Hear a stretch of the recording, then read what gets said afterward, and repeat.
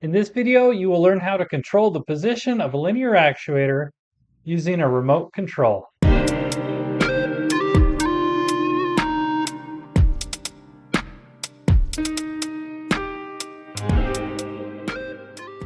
This lesson builds upon what we learned in lesson 13, so if you didn't see that one, you might want to take a peek at that one first. So let's go over this schematic here. We have our 12-volt battery here that is powering our BTS 7960 motor controller, which of course powers our linear actuator. Also connected to the motor controller, we have ground on the motor controller going to the ground on the Arduino, as well as VCC to 5 volts, and left enable and right enable are also connected to 5 volts. The potentiometer output on the linear actuator is connected to 5 volts and a ground, with the middle pin going to analog input channel 1. From the Arduino channel 9 and 10, we have going to the PWM channels on the BTS 7960. And we also have connected to 5 volts on the Arduino, the RC receiver connected to ground and 5 volts, and channel 1 output goes to pin 4 on the Arduino. Let's go over this code. First of all, we mentioned that RC channel 1 is connected to digital pin 4 on the Arduino. We have an integer for our wheel position from our RC receiver. The extend pin for the linear actuator will be pin 10, the retract pin will be 9, and the feedback pin for the position will be analog channel A1. We have a integer here, RC location, it's the desired location, and then the actual position of our linear actuator so we can compare the difference. So we have this deadband, which we'll go over. I've initially set that to the value of 10. All right, down here in the setup loop, we will set our RC pin as an input. Our extend and retract pins will both be outputs, and we'll write them low so that the actuator is not moving to begin with.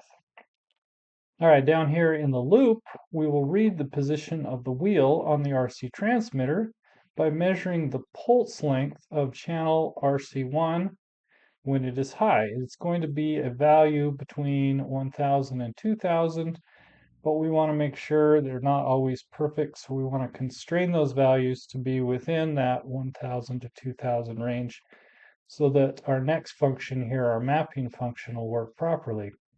So what we'll do here is we will read the wheel's position, which should be between 1000 and 2000, and we'll change that to a digital value between 0 and 1023. And this is the number that we will use to command the position of the linear actuator.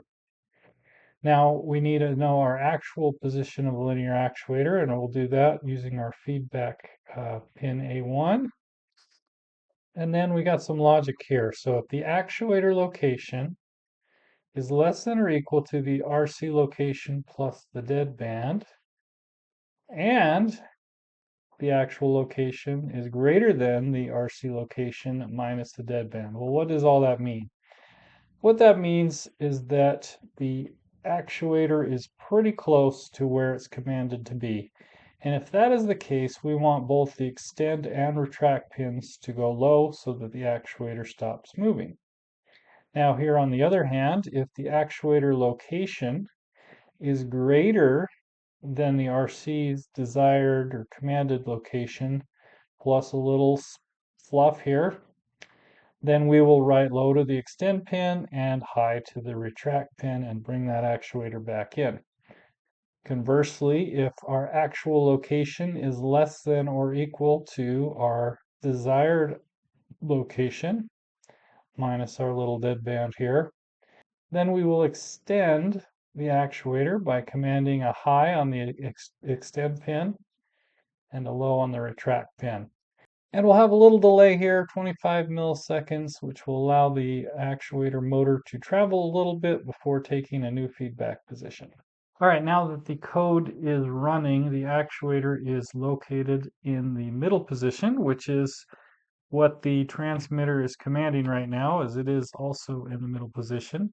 So if I turn the wheel just slightly, you see that the actuator moves to the same position as the wheel here. And if I let go of the wheel, it should return to center. Now if we go the other way a little bit, it goes to that position. I'll turn a little further, and it'll track whatever position I command. And if I let go, back to the middle. So clearly there are a lot of applications where you may want to control the exact position of a linear actuator using a remote control. But what if you had a simpler application? Say, for example, you wanted the window to be either fully closed, half open, or fully open. Well, I've switched the transmitter to channel 4, and it's got a little slide switch here, which either will output 1000, 1500, or 2000. So right now it's in the 1000 position, meaning the actuator is fully retracted. If I switch it to the middle position here, the actuator should travel to the middle. And if I switch it to the 2000 position, it should fully extend. So this is useful if you don't want to have your hand on the wheel all the time. You can just select which position you want and leave it alone. Well, that's it for today, but stick around for lesson 15 coming up. We'll see you then.